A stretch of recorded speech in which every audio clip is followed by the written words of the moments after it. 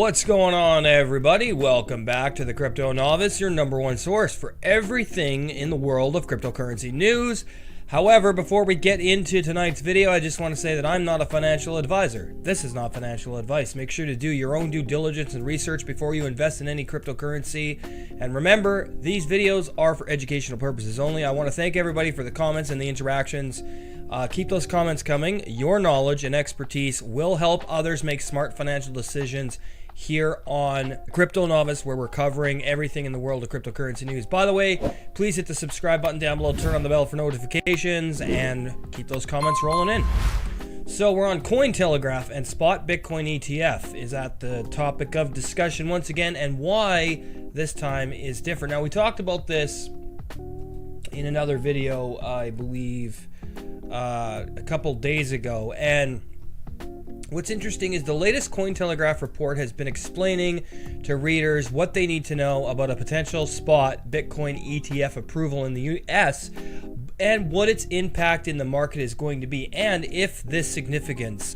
A wave of optimism around the potential approval of a Spot Bitcoin exchange trade fund ETF in the United States has ignited bullish price action in the crypto market in recent weeks. But that could just be the beginning. If Spot Bitcoin ETF is greenlit by the US Securities and Exchange Commission, it would mark a major milestone in the industry of digital assets. However, we do not want these alphabet agencies gaining control of cryptocurrency, because then what happens? It's not decentralized anymore. We start to lose power over our money, and they gain more power over us, which is exactly what the globalists want. This is why BlackRock is taking a major interest in Bitcoin, because they know the potential ramifications of Bitcoin becoming massively big and decentralized. Then people are not going to be able they're not going to have to worry about the globalists controlling shit. If they've got control over their money, then they can't do nothing to us. And that is the threat. That's why you see these alphabet agencies going after people like Changpeng Zhao and other crypto exchanges and coins, because they're trying to control everything. Because right now they have control of the fiat currency, which is why the world is in hell, well, amongst many other reasons. But back to the video. So the ETF would provide institutional investors with a simple and regulated way to get exposure to Bitcoin with potentially explosive consequences for the market.